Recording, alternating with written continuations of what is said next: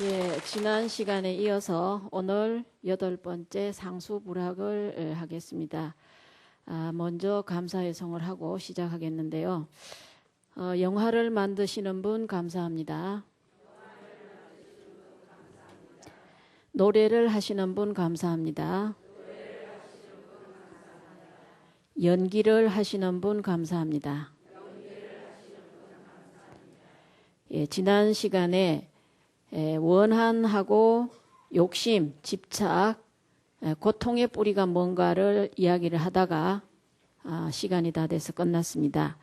자, 이 원한과 집착과 욕심에 대해서 이 세 가지를 우리가 한번 파헤쳐 보자 그랬었죠. 예, 그럼 한번 파헤쳐 보기로 하겠습니다. 자, 이 원한이라고 하니까 여러분들이 생각할 때 무슨 원수를 진 것도 아닌데 무슨 원한이 있겠는가 이제 이런 생각을 하실 수가 있습니다. 자, 이 원한이라는 것은 1대1로 누구와 누구가 원수를 져서 그런 원한이 아니라 여러분들이 살아가면서 잘 살고 싶은데 마음대로 안 됐던 부분, 그렇죠? 돈이 많아서 마음대로 쓰고 마음대로 쇼핑도 하고 이렇게 살고 싶고, 집도 좋은 집에서 남들이 타는 에쿠스 자가용도 타고 또 이렇게 살고 싶고, 또 모든 사람이 여러분을 위주로 여러분들을 높여주고 받쳐주고, 남편도 여러분을 사랑해주고 자식들도 전부 다 엄마 하고 받들어주고 이렇게 해줬으면 좋겠는데 그게 마음대로 안 된다. 그러면 가슴에 뭐가 맺힙니까? 한이 맺히죠. 돈을 평생 쓰지 못한 분은 돈에 원한이 맺혀요. 그래서 어떤 분은 돈에 한이 맺혀서 연세가 많아서 치매가 약간 왔는데 온 동네 쓰레기를 전부 다 갖다 집에다 모아요. 왜? 그게 돈이 된다고. 쓰레기가 뭔 돈이 되겠습니까? 여러분 아마 텔레비에 그런 거 보셨을 거예요. 그죠? 실제로 그런 사람이 있더라고요.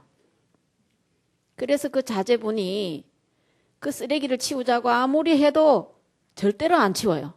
그리고 하도 끌어다가 집안에만 모으는 게 아니라 동네 그 골목 길까지 쓰레기로 가득 채우니까 하도 이제 그 주민들이 막 이렇게 그 동해에다가 신고를 하니까 동해 분들이 나와서 치워주겠다고. 그런데 그냥 두 손 두 발을 다 벌리고 절대로 못 치우게 하는 겁니다. 이게 뭡니까? 돈에 원한이 맺혀서 그게 전부 다 돈이라고 절대로 손도 못 대게 하는 거예요. 이런 게 전부 다 원한입니다. 그리고 이제 자식이 또 속을 썩이면 뭐가 됩니까? 또 자식의 또 원한이 맺혀요. 그래서 그런 것들을 놓아버리지 못하면 죽고 나서도 어때요? 놓아버리질 못하고 그게 매달려서 가지도 못해요. 염라대왕님을 찾아뵈러 가야 되는데 안 갑니다. 자, 여러분 생각에 안 간다 그러면 그거 안 가도 되냐 그러겠죠? 안 가면 어떤 문제가 생기느냐? 가야 되는데 안 가면 본인이 고통을 당하는 거예요. 그만큼 고통이 오는 겁니다. 자, 경찰서에서 여러분들 오라고 출두를 했어요. 그럼 안 가면 어떻게 됩니까? 가만 안 두죠. 그죠? 자, 그러면 검찰에서 출두를 내렸는데 안 간다. 그럼 또 그만한 대가를 치러야 됩니다. 그렇죠? 야, 그럼 염라대왕이 불렀는데 안 갔다. 그럼 어떻게 되겠습니까? 문제가 생깁니다. 이렇게 생기는데도 그 문제를 전부 다 본인이 고통을 당하면서도 못 가는 거예요. 안 가는 겁니다. 이제 그런 사람을 뭐라 그래요? 유주무주 고혼으로 떠도오는 겁니다.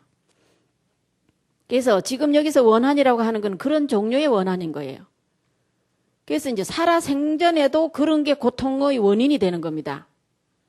여러분이 놓아버렸을 때, 그런 것을 마음껏 놓아버렸을 때 고통이 오지 않는데, 여러분이 살아가면서 그런 것이 자기가 자기를 얽어묶는 포성줄을 만드는 거예요. 고통의 원인을 자기가 만드는 겁니다. 누가 만들어주는 거 한 사람도 없어요. 그렇게 이제 이렇게 원한이 여러분의 고통의 원인이 된다는 거. 그 다음에 욕심. 자, 이 욕심이 이 원한과 관계가 있습니다. 여러분이 뭔가 하고 싶어 한다. 하고 싶은 게 마음대로 안 됐을 때 원한이 생기는 거거든요. 그래서 그러한 욕심, 그 다음에 집착. 자, 집착은 또 이제 어떤 종류냐면은 돈이 많은 분이 또는 뭔가 하고 싶은데 안 됐던 거, 이런 것이 이제 집착으로 남는 겁니다. 예를 들어서 돈을 많이 가진 사람이 또는 무슨 뭐 자기가 가장 소중하게 여기는 보물이라든가 뭐 이런 걸 잔뜩 가지고 있는데 갑자기 죽음이 닥쳐왔어요. 뭐 병원에 갔는데 암이라는 선고를 받았다든가 뭐 이러면은 죽기는 죽어야 되는데 놓고 갈 수는 없고, 그렇다고 죽으면서 그걸 들고 갈 수는 없잖아요. 자, 자식을 지극히 사랑하는데 죽어야 된다. 그렇다고 자식까지 데리고 같이 죽을 수는 없잖아요. 이랬을 때 어떻게 됩니까? 집착이 되는 거죠. 그래서 이렇게 되면 이것들이 전부 다 여러분들을 고통스럽게 만드는 고통의 원인이 되는 겁니다. 그것이 제가 지금 이제 죽음을 비유를 했지만은 살아 생전에도 이 세 가지가 여러분들을 고통스럽게 만든다 이 말이죠. 그럼 이러한 세 가지 고통의 병을 고치는 것은 무엇으로 고칠 수가 있느냐? 이 세상 모두가 환과 같다라는 것을 확실하게 깨닫는 것. 그것이 그 병을 고치는 약입니다. 이 세상 모든 것은 환과 같은 거예요. 우리가 살아가는 이 인생은 연극의 한 막과 같아요. 그 막. 여러분이 그 연극 보러 가면 1막 1장 뭐 1장 1막 2장 1막 뭐 이런 게 있잖아요. 그 한 막이 끝나면 다음이 이제 그 막이 열리려면 그 앞에 그걸 내리고 내리고 이제 준비를 다 해서 다시 막이 열립니다. 연극 한 막 보는 시간도 얼마 안 걸리지만 그거 뭐 보면 그 허망한 것이지 실제가 아니거든요. 여러분이 드라마 그 텔레비 아마 보셔서 전부 다 여기 앉아 계신 분 드라마 보실 거예요. 그죠? 무슨 뭐 요즘 드라마가 뭘 하는지 잘 모르겠습니다. 뭐 합니까? 드라마? 뭐 보시는 거 있죠? 별도 달도 따줄게. 예. 자, 그 드라마를 보시면 그 드라마에 나오는 내용이 실제입니까? 여러분들 재밌게 하기 위해서 만든 거예요. 그죠? 그럼 이제 그 드라마를 보면서 울고 웃고 하지만 그건 실제가 아니에요. 여러분이 살아가는 인생도 그와 똑같습니다. 같은데 그것을 실제라고 생각하기 때문에 고통이 오는 거거든요. 여러분이 한번 생각해 보세요. 여러분이 실제라고 다 고집을 하고 사는 이 인생을 정말 우리가 갑자기 느닷없이 죽음이 닥쳐오면 밥을 먹다가도 밥을 씹다가도 그거 씹은 밥을 다 삼키지 못하고 우리는 죽을 수밖에 없습니다. 그리고 뭐 잘 살아보겠다고 돈을 많이 들여서 집을 고랬던 같은 집을 짓다가도 불의의 사고로 화재라도 나면 그 집 짓던 그 방에 한번 앉아보지도 못하고 집도 다 태워버리고 본인도 다치고 그게 또 그걸 마음대로 못하면 화병이 나서 죽습니다. 이게 우리가 살아가는 인생이에요. 그래서 진정한 자유를 우리가 얻지 못하면 완전한 자유는 없습니다. 자유의 바탕을 얻어야 우리가 진정으로 자유를 얻을 수가 있는 거예요. 우리가 살아가면서 어떤 것이 진정한 자유인지 우리는 여러분은 알지도 못해요. 어디서 진정한 자유가 나오는지도 알지도 못하고 자유를 부르짖는다는 것은 쌀도 없이 밥을 해서 배불리 먹겠다고 소리를 치는 것 하나도 다름이 없다는 거예요. 그래서 우리가 살아가는 이 인생은 우리의 업신의 그림자가 비춰진 반영인 허황된 그림자입니다. 그 그림자의 인생을 실상으로 알고 울고 웃고 거기에 매달려서 우리는 전전긍긍하면서 살아가거든요. 그것이 마치 뭐와 같으냐면은 은행나무가 자기 그림자가 물에 비친 자기 그림자를 대상인 줄 알고 자기 그림자인데 지 그림자인 줄 모르고 대상인 그 이성인 줄 알고 자기 그림자를 반영을 해서 열매를 맺는답니다. 은행나무는 두 그루가 같이 있어야 열매를 맺지 혼자 있으면 열매를 못 맺거든요. 근데 호숫가에 서 있는 하나 있는 은행나무가 지 그림자가 이성인 줄 알고 그 열매를 맺는다는 거예요. 그런 것처럼 우리는 허상입니다. 우리가 살아가는 이 일생이 허상이에요. 실제가 아니에요. 깨달은 사람의 입장으로 본다면 우리는 지금 인생의 꿈을 꾸고 있는 겁니다. 여러분 꿈 많이 꿔보셨죠? 깨고 나면 어떻던가요? 있던가요? 없던가요? 꿈에 그냥 돈 뭉치를 받았다. 여러분 제일 좋아하는 게 돈이잖아요. 한 10억 받았다 합시다. 이왕 받은 거. 그죠?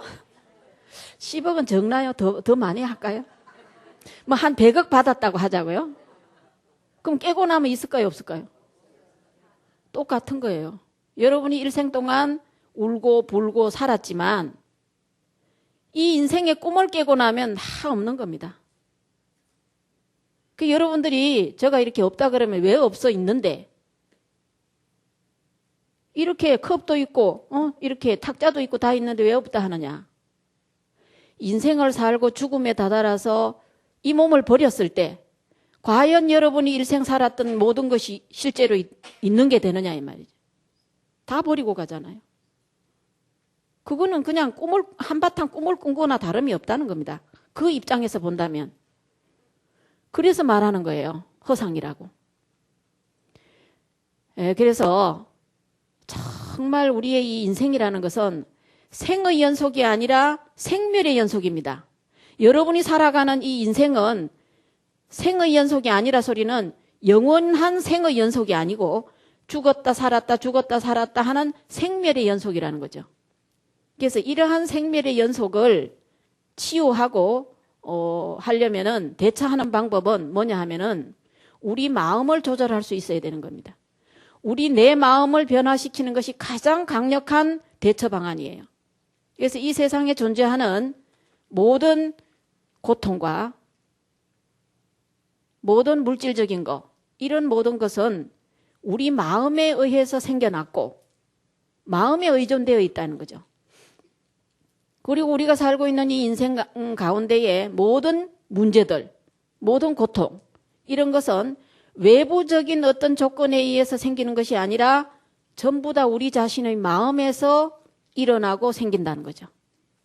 이 마음이 모든 것의 근본이 된다는 것을 부처님께서는 6년 동안 고행하신 것과 명상을 통해서 깨달으셨습니다.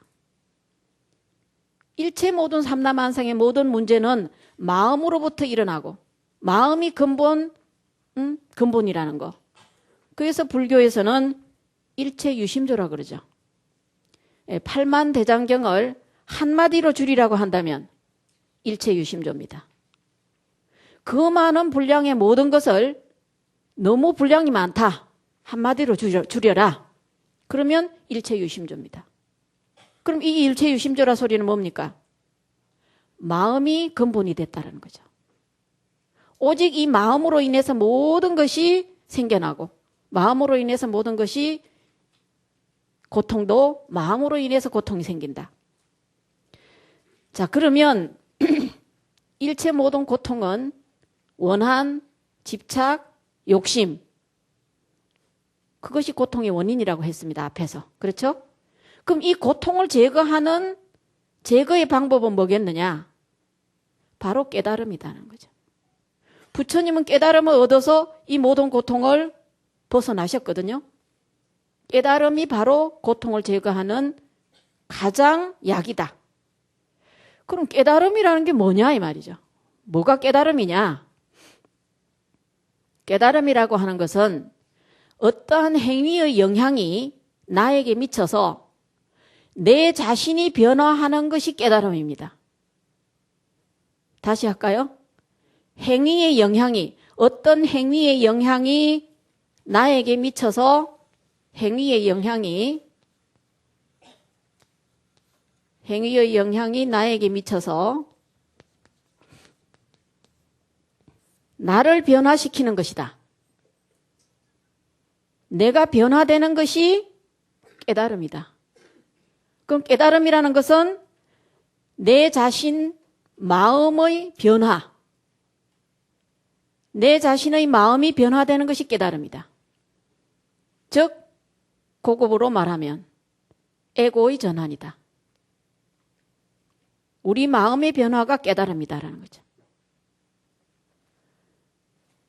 자, 그래서 여러분들이 생각할 때 깨달음이라고 하는 것은 부처님만 깨달음이시지 우리는 감히 어떻게 깨달아? 그게 아닙니다.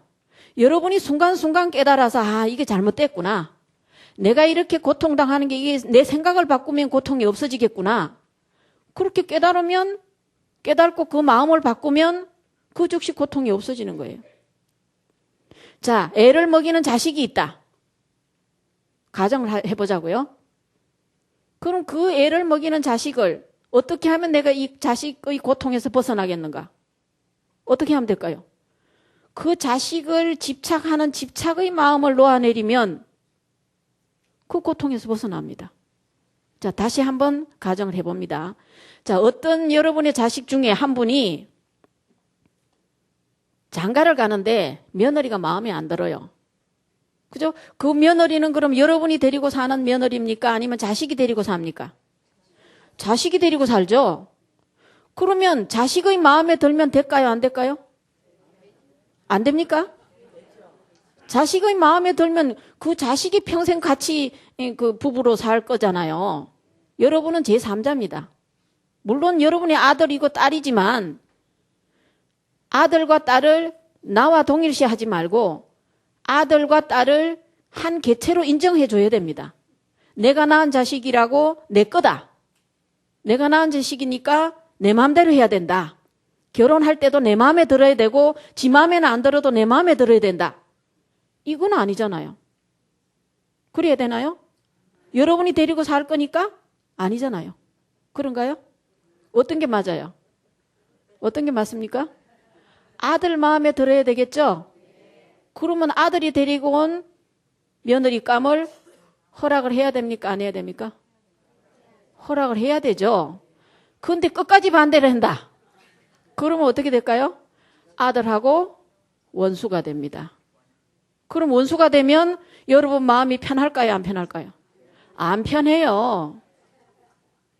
그 이왕 허락해 줄 거 기분 좋게 허락해 주면 며느리한테도 점수 따고 아들한테도 점수 따고 나는 안 괴롭고 어때요? 괜찮죠? 이러면 되는 거잖아요. 이러면 고통이 없어지는 거예요. 저하고 친척되는 어떤 분이 아들이 며느리감을 데리고 왔는데 마음에 안 든다고 3년을 버텼습니다. 그러니까 처음에는 부모가 반대를 하니까 아들이 그 아가씨하고 헤어졌어요. 처음에는 헤어졌는데 1년도 안 돼서 다시 만나서 지금 결국 결혼해가지고 지금 애가 둘이에요. 그러면 그 며느리가 그렇게 반대하는 시어머니, 시아버지 어떻게 마음에 기쁘게 좋아할까요? 아닙니다. 그때는 그렇게 반대하더니 뭐 이런 식으로 마음에 남아있겠죠.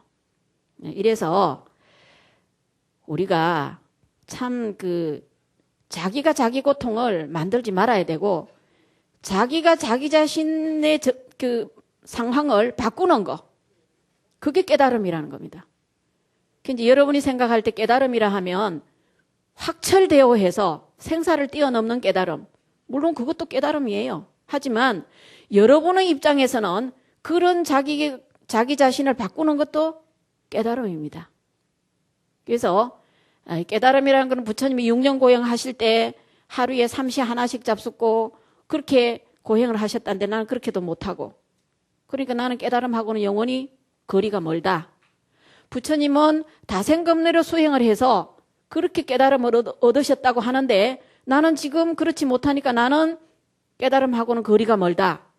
이렇게 생각하실 게 아니라 여러분도 지금 여러분 가슴 속에 있는 모든 찌꺼기를 버리고 조금씩 자기를 바꾸어 나가는 거. 그것도 역시 깨달음입니다. 그렇게 조금씩 변화시켜서 깨달음에 가면 나중에 큰 깨달음이 어느 순간에는 오게 돼 있어요.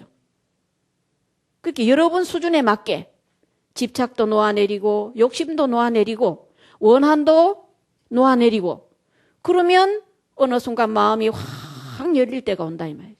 그런 깨달음을 해야 된다는 겁니다. 그죠? 아예 나는 깨달음하고는 거리가 멀다 하고 아예 포기하지 말고 여러분도 조금씩 깨달음을 열어가시라는 거죠. 그러면 여러분도 지금 순간부터 그러한 나쁜 것을 버리는 순간부터 고통은 조금씩 줄어들고 마음이 편안해지고 삶이 행복하고 그렇게 되는 거예요. 자, 그러면 예를 들어서 말씀을 드려보겠습니다. 어느 한 나이가 많은 그 수행자가 있었어요. 수행자가 있었는데 그 수행자의 소원은 깨달음이 소원입니다. 어떤 수행자든 어떤 스님이든 소원이 아마 깨달음일 거예요. 그래서 늘 그렇게 소원을 하는데 어느 날 밤 꿈에 부처님이 나타나셨습니다. 나타나셔서 너가 그렇게 지극정성으로 깨달음을 얻으려고 애를 쓰니까 내가 깨달을 수 있는 방법을 일러주겠다 그러셨어요. 그러면서 하시는 말씀이 지금부터 절대로 너는 말을 하지 말아라. 그리고 너가 지금 나이가 많아서 얼마 안 있으면 죽을 것이다. 죽게 되면 염라대왕 앞에 갈 건데 염라대왕한테 가면 염라대왕이 너를 말을 시키려고 갖은 그 노력을 다 할 거다. 그때 절대로 말을 하면 안 된다. 말을 한마디도 안 하고 그 고비를 넘기면 너는 반드시 깨달음을 얻을 수 있을 것이다. 그렇게 이제 꿈에 일러주셨어요. 그 꿈을 꾸고 나서는 이 스님이 이제 말을 안 하는 연습을 하는 겁니다. 한마디도 안 해야 이제 되니까. 그래서 이 연습을 부지런히 해서 이제 정말 꿈에서처럼, 꿈의 말씀처럼 얼마 안 있어서 죽었어요. 죽어서 염라대왕 앞에 갔는데 염라대왕이 이 스님의 말을 시키려고 온갖 노력을 다 하는 겁니다. 그래도 이 스님은 내가 말을 안 해야 성불을 한다 그랬으니까 말을 안 하는 거예요. 그래서 이제 말을 시키려고 고문도 하고 뭐 오만 것을 하다가 안 되니까 염라대왕이 뭐 말 한마디만 하면 뭐 지금부터 뭐 수십 생을 부귀영화로 살게 해준다. 또 무슨 뭐 오만 것을 다 하고 또 하다가 안 되니까 막 그 여자를 예쁜 여자를 데려다가 유혹을 하고 가전 방법을 다 써도 이 스님이 입을 딱 다물고 말을 안 하는 거예요. 그러니까 이제 염라대왕이 지독하다고 그러면서 마지막 방법으로 가겠다는 거예요. 그러면서 이제 그 사자들한테 시키는 겁니다. 암말을 데리고 와라. 그 이제 말을 한 마리 데리고 왔어요. 데리고 와서 이 말이 너 엄마라는 거예요. 이 스님 앞에서. 그 이제 이 스님이 말을 못하니까 고개를 절레절레 흔들면서 아니라는 거예요. 그러니까 너 엄마인지 아닌지 그러면 확인시켜 주겠다고. 그러면서 이제 사자를 시켜서 회초리로 말을 때리는 겁니다. 그러니까 말이 막 이제 심하게 때리니까 고통을 견디지 못해서 쓰러지면서 말이 뭐라고 말을 하냐면은 아무개야 이제 이 스님 이름을 부르면서 아무개야 나는 맞아 죽어도 좋으니까 너는 절대로 말을 하면 안 된다. 그러면서 쓰러지는 거예요. 그 소리를 들으니까 자기 엄마 목소리야.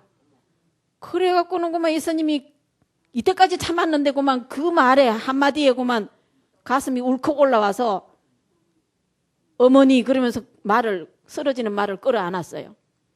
그러니까 그 상황이 그만 싹 다 없어지고 허공에서 부처님 소리가 들려오는 겁니다. 은혜의 덫을 벗어나지 못했으니까 너는 성불하기가 틀렸다. 여러분이 고통이 은혜의 그 고통의 원인이 있는 거예요. 네, 그리고 이제 어느 그 마산에 하처사라는 분이 있었습니다. 이거는 이제 전설의 고향이 아니라 실제로 하처사라는 분이 계셨는데 자식이 넷인데 그 자식 넷을 전부 다 일본 유학을 시키면서 없는 살림에 일본 유학을 시키려니 얼마나 힘들었겠습니까? 그런데 이 아버지가 자식이 힘들까 봐서 그 네 아들의 그 하숙비를 대는데 하숙비 미리 안 내면 아들이 부끄러울까 봐 어떤 짓을 해서라도 이제 그 하숙비 내는 날에 맞춰서 하숙비 내는 날이 전달 25일이라는 거예요. 그 25일에 맞춰서 그 하숙비를 이제 다 자식들 하나하나마다 다 하숙비를 붙여서 그렇게 지극정성으로 이제 다 일본 유학을 다 시켜서 이제 박사 석사 학위를 다 마쳤어요. 그런데 그 아들들이 이 아버지 어머니를 나중에 나이가 많아서 한 사람도 안 모시는 겁니다. 그러니까 그만 이 처사가 그만 병이 났어요. 자기가 자식들을 키울 때는 그렇게 동동거리고 해서 하숙비 밀리면은 부끄러울까봐 그렇게 그냥 애를 쓰고 키웠는데 한 자식도 자기들을 안 모시니까 너무 그냥 화가 나서 병이 났어요. 병이 나서 들어놓습니다, 이제. 들어놓아서 이제 문을 떡 열고 들어놓아서 바깥을 이렇게 내다보니까 마침 그때가 봄이라서 제비가 그 집을 지어가지고 새끼를 까는 거예요. 까서 이제 벌레들을 자꾸 물어와가지고 이제 새끼를 키웠는데 그 새끼가 날개가 나서 날만 하니까 그 새끼를 엄마가 다 날려보내는 겁니다. 그래서 그거를 보고 이 하처사가 그래 맞아. 짐승도 자식을 키워서 날만 하니까 저렇게 다 내보내는데 내가 자식 키웠다고 그놈 자식을 끼고 살려고 한 생각 자체가 틀렸구나. 그래서 마음을 돌려서 그 마음을 돌리니까 그만 병이 다 나은 거예요. 자식이 자기를 안 모신다고 병이 났으니까. 그래서 이제 이렇게 자식이나 물건이나 간에 집착을 하는 거. 그것이 이제 만병의 근원이 되는 겁니다. 그리고 또 이제 어떤 농사를 짓는 사람이 자기가 땅이 없어서 남의 땅을 빌려서 농사를 짓는 사람이 있었어요. 그 이제 농사를 짓다가 땅을 파다가 보니까 그 땅 속에서 헌 솥이 하나 나왔어요. 그 이제 뭐 아무 생각 없이 솥을 갖다가 이제 자기 집 부엌에다 떡 놓고 이제 살았는데 어느 날 부엌에서 음식을 하다가 양파 한 개가 그 솥 안에 떨어졌어요. 그냥 넣은 게 아니라 실수로 떨어진 겁니다. 근데 떨어진 양파를 주워냈습니다. 솥 안에서 이렇게 잡아냈는데 보니까 또 똑같은 양파가 그 속에 또 하나 있는 거예요. 그 또 하나 잡아냈는데 또 있고 또 넣는데 또 있고 그 이상하다 싶어서 양파 아닌 다른 물건을 넣어보니까 똑같은 물건이 또 생기는 거예요. 그게 아주 요술의 솥이야. 마법의 솥이에요. 그래갖고 뭐 이 사람이 얼마나 좋은지 그냥 좋아서 그냥 막 춤을 추고 소리를 지르고 막 너무 좋아가지고. 그러니까 이제 조용히 한 게 아니라 그렇게 좋아서 펄펄 뛰고 하니까 이제 이웃집에 소문이 나서 그 땅 주인한테 이제 소리가 들어간 겁니다. 이렇게 좋은 마법의 솥이 이제 그 땅에서 나왔다고. 그러니까 그 땅 주인이 자기 땅에서 나왔으니까 자기 거라는 거예요. 그러면서 그 솥을 내놓으라는 겁니다. 그래갖고 이제 이 사람은 어쨌든 내가 돈을 주고 그 땅을 빌렸으니까 빌려서 땅을 파다가 나왔으니까 내 거다. 땅 주인은 내 땅에서 나왔으니까 내 거다. 이래가 이제 싸움이 붙었습니다. 붙어갖고 뭐 네 거다 내 거다 하고 이제 해가 멱살잡이를 하고 막 싸움을 해요 이제. 근데 이제 마침 이렇게 싸우는데 그 고을에 판관 아들이 이제 그곳을 지나가다가 이제 요즘 말로 말하자면 이제 검사나 판사 아드님입니다. 옛날에는 판관이라고 해서 이제 어떤 그 소송이나 이런 게 벌어지면 그 판관이 이제 이 사람이 잘했다 못했다 이제 이렇게 해결해주는 이제 그런 사람이 있었답니다. 그 판관이 아니라 판관의 아들이 그곳을 지나가다가 가만히 보니까 그 솥이 아주 좋은 솥 같거든요. 그러니까 이제 두 사람 싸움을 중재를 하면서 이것은 이 사람 거다, 이 사람 거다 아직 정해져 있지 않으니까 완전히 판결이 날 때까지는 내가 이 솥을 보관하겠다. 이래갖고 이제 자기가 솥을 갖고 갔어요. 가가지고 이제 가던 길로 금화를 한 주먹 넣으니까 또 그만큼 불어나거든요. 또 꺼내고 금화를 넣고 꺼내고 금화를 넣고 꺼내고 신바람이 나서 막 이 사람도 막 좋아가 소리를 막 질러 지키니까 이제 판관의 아들이니까 그 아버지 판관이 왜 이렇게 소리를 지르냐고 왔어요. 그리고 와서 막 아들이 그렇게 하니까 이제 이 판관은 또 자기가 양심껏 한다고 네가 이 도둑놈아 남의 걸 왜 그렇게 가져왔느냐고 이제 처음에는 야단을 쳤어요. 쳤는데 아들 소리를 들어보니까 이거 아주 기가 막히게 좋은 솥이거든요. 그래갖고 이제 나중에는 아들하고 함께 그냥 하나가 돼갖고 막 금화를 막 넣었다 뺐다 해가면 이제 금화가 이만큼 쌓였습니다. 쌓여갖고 막 둘이가 좋아서 막 어쩔 줄 모르고 흥분해 하다가 그만 금화에 미끄러져서 판관이 소단으로 빠졌어요. 소단으로 그만 이 판관이 빠져버렸어요. 그러니까 이제 판관이 아들아 나 좀 꺼내주라. 그 이제 아들이 이제 아버지를 꺼냈습니다. 꺼내놨는데 좀 있으니까 또 소단에 또 아버지가 아들아 나 좀 꺼내주라. 또 꺼냈는데 또 있어. 똑같은 게 계속 나오는 소시니까요. 세 번째 꺼내고 네 번째 꺼내고 가만 생각하니까 이 판관 아들이 그때서 알은 거예요. 평생 이제 아버지를 꺼내야 되는 신세에 이제 처한 겁니다. 평생 이제 꺼내고 나도 또 아버지가 아들아 꺼내달라. 꺼내고 나도 또 아들아 꺼내달라. 이제 이런 처지에 처한 거예요. 자, 그러면 여러분들은 생각해 보세요. 여러분들도 똑같아요. 왜 똑같으냐? 자, 집을 사야 되겠다는 욕심의 아버지가 날 집 사야 된다 해가지고 허리를 졸라매고 집을 샀어요. 그죠? 집을 사고 꺼내고 나면 그 다음에 뭐라 합니까? 그 다음에 아버지는 뭐라 그래요? 이제 20평짜리는 안 돼. 60평 사. 그러고 꺼내달라 하잖아요. 그럼 계속 평생 여러분도 지금 그 판관 아들과 똑같은 신세야. 그래요, 안 그래요? 맞죠? 예? 여러분도 평생 그렇게 꺼내고 삽니다, 지금. 그럼 이제 어떻게 하면 되겠습니까? 평생 꺼내고 살 거예요? 어떻게 해야 되겠어요? 평생 이제 뭐 하고 나면, 그 다음에는 이제 자동차 사야 된다. 자동차 사고 나면 또 뭐라 그럽니까? 그 아버지가, 판관 아버지가, 이제는 에쿠스 사야 된다. 에쿠스 사고 나면 또 뭐 하라 그래요? 그보다 더 좋은 차가 뭔지 모르겠습니다, 제가. 에쿠스보다 더 좋은 차가 잘 몰라. 외제차. 에쿠스보다 더 좋은 외제차 사야 된다. 계속 지금 주문을 하고 있어요. 여러분 지금 그 주문을 계속 듣고 있습니다. 계속 꺼내고 있어요. 여러분도 똑같은 신세요. 그렇죠? 그래요, 안 그래요? 맞아요.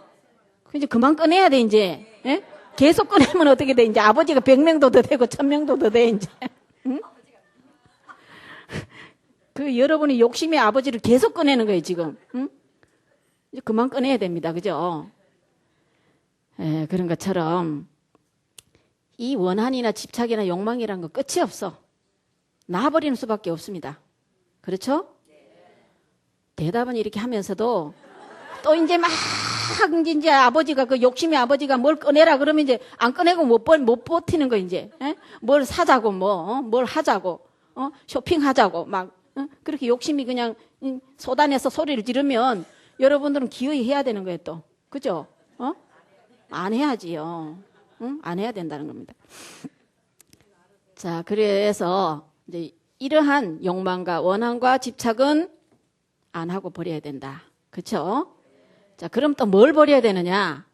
여러분 자신을 버려야 돼요. 내가 뭘 해야 되겠다고 그걸 그냥 애착을 부리고 잡고 있는 한은 여러분은 고통에서 벗어나지를 못하고, 고통에서 벗어나지 못하는 것도 못하는 거지만 여러분은 뭘 원하느냐? 내 자신이 더 두드러지기를 원하는데 내가 나를 붙잡고 있는 한은 여러분은 두드러질 수가 없다. 먼저 제가 칠판에 써서 이야기를 했습니다. 뭐라고 이야기를 했느냐? 전체가 우주 전체를 본다면은, 자, 이 우주 전체가 이것이 우주 전체라면 이 중에 나는 요 점 하나 찍은 것밖에 안 된다. 그랬죠? 그래서 이 점이라는 이 나라는 벽을 허물면 어떻게 된다고요? 이 전체가 내가 된다. 그러니까 어떻게 돼요? 여러분은 벽을 허물어야 되겠습니까? 아니면 더 벽을 꽁꽁 쌓아서 꽁꽁 이렇게 묶어서 이렇게 똘똘 뭉쳐서 또 만들고 계속 이래야 될까요? 아니죠. 그래서 나라는 벽을 허물면 허물수록 여러분은 온 우주의 여러분이 되는 것이고, 나라는 담을 쌓으면 쌓을수록 여러분은 괴롭고 힘들어진다. 자, 그 다음에는 뭘 알아야 되느냐? 인과를 확실히 알아야 됩니다. 자, 인과라는 게 뭔지 알죠? 콩 심은 데 콩 나고 파 심은 데 팥 난 게 인과죠? 이렇게 대답을 잘 하시고 똑똑하십니다. 그런데 문제는 어디 있느냐? 여러분은 인과를 분명히 안다 하면서 몰라. 어떻게 모르느냐? 씨는 요만큼 심어놓고, 자, 이게 씨 하나 심었으면 여기 열리는 열매는 얼마나 될까요? 벼 하나에 달린 열매가 제가 세보니까 많이 달리면 26개, 많이 달려야 26개, 그 다음에 30개 달려야 많이 달리는 겁니다. 근데 벼 한 이삭에 26개도 안 달려요. 적게 달리는 그 벼는 한 뭐 20개, 21개 정도 이렇게 달리거든요. 그럼 요 한 개 심으면 그거밖에 못 얻어, 그죠? 그럼 많이 심어야 많이 얻을 수 있죠. 근데 여러분은 이렇게 딱 한 개 심어 놓고 바라기는 얼마나 바라요? 온 우주의 것이 다 내 것이 되기를 바라니까 그게 어떻게 된 겁니까? 그게 전도예요, 아닙니까? 그래서 반야신계 전도몽성이라고 나오는 거죠. 여러분은 요만큼 심어놓고 이만큼 오기를 바라니까 그게 오나요? 안 오지? 안 오면 어떻게 돼요? 화가 나는 거야. 화가 나는 거예요. 여러분 화가 괜히 나는 게 아니야. 자기 마음대로 안 되면 화가 나는 거예요. 그리고 자기 마음대로 안 되면 화가 나면 그걸로 끝나야 되는데 어리석음이 그게 따라붙어요. 항상 붙어서 자기가 심은 게 요만큼이면 요만큼만 바라야 되는데 이만큼이 안 오면 화가 나서 엉뚱한 짓을 계획을 하는 거잖아요. 응? 더 많이 오게끔 하느라고 심지어는 도둑질도 하고, 아버지가 돌아가시면 아버지 재산이 자기께 될 건데 미리 아버지를 죽여서, 자기는 그냥 아버지가 돌아가시기도 전에 자기는 감옥부터 먼저 가. 이렇게 이제 만드는 거예요. 그게 이제 전도된 거죠. 그래서 인과를 분명히 여러분이 복숭아 심으면 복숭아가 나고, 콩을 심으면 콩이 나고, 팥을 심으면 팥이 난다는 거 분명히 알면서도 하는 행동은 거꾸로 하는 거야. 이게 이제 문제가 되는 겁니다. 예, 욕심 때문에 그러죠. 그래서 이제 이 화와 복은 문이 없어요. 문이 없어서 여러분이 불러들이는 대로 오는 겁니다. 화를 불러들이면 화가 오고 복을 불러들이면 복이 오는 거예요. 문이 없으니까 다 터 있어. 그러면 불러들이는 대로 오는 거예요. 그럼 여러분은 뭘 불러들이면 될까요? 복을 불러들여야 되겠죠. 복을 불러들이려면 복을 지어야 복이 불러들어오지 괜히 들어오나요? 복을 지어야 오죠. 그래서 착한 것과 복은 겨울에도 죽지 않은 소나무와 같고 악은 찬란한 꽃과 같다 그랬어요. 버섯도 보면 못 먹는 버섯은 아주 색깔이 화찬란합니다. 먹는 버섯은 색깔이 그렇게 찬란하지가 않아요. 그런 것처럼 여러분은 이 그 찬란한 꽃은 지금 이제 날씨가 딱 그런 날씨입니다. 뜨르르르 추우면 꽃은 어떻게 돼요? 흔적도 없이 없어집니다. 설이 한번 내리면 끝나버려요. 소나무는 어떻습니까? 서리가 내려도 눈이 와도 푸릅니다. 예, 그런 것처럼 한때의 그 욕망을 위해서 나쁜 악을 지으면 안 되겠죠.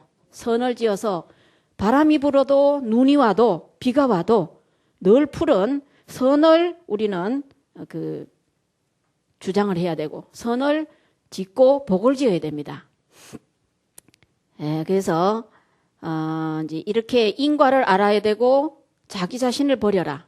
원한과 집착과 욕망을 버려야 된다. 자, 그 다음에 이제 부처님께 배울 게 뭐냐면은 이제 이 단락이 지금 상수불학입니다.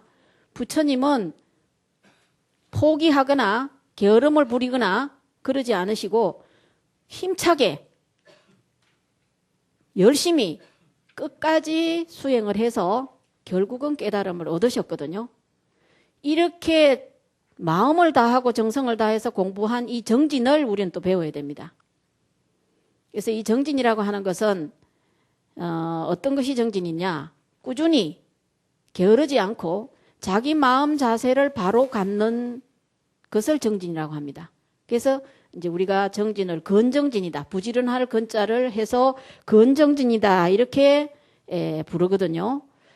그래서 이제 이 정진이라고 하는 것은 일반적으로 정진의 의미는 정진이 갖고 있는 의미는 부지런히 힘써서 부지런히 나간다라는 뜻의 그 뜻이 정진인데 우리가 말하는 지금 불교에서 말하는 이 정진은 일상적인 정진하고는 의미가 좀 달라요. 왜 다르냐 하면 무엇이든지 힘써 노력한다는 게 정진인데 힘써 노력하는 게 여러 가지가 있잖아요. 자, 술을 열심히 먹는 사람도 정진이라 할 수 있을까요? 아니잖아요. 노름을 열심히 하는 사람, 그걸 정진이라 할 수는 없거든요. 그러면 불교에서 말하는 정진은 뭘 말하느냐? 부처님의 가르침을, 수행을 열심히 하는 것을 정진이라고 한다. 즉, 여러분이 내가 깨달음을 얻어야 되겠다, 생사를 벗어나야 되겠다 하는 목적을 세우고 인생의 가장 그 목적을 세워서 그 목적을 달성하기 위해서 부지런히 끊임없이 노력하는, 힘쓰는 거, 그것을 우리는 정진이라고 하지.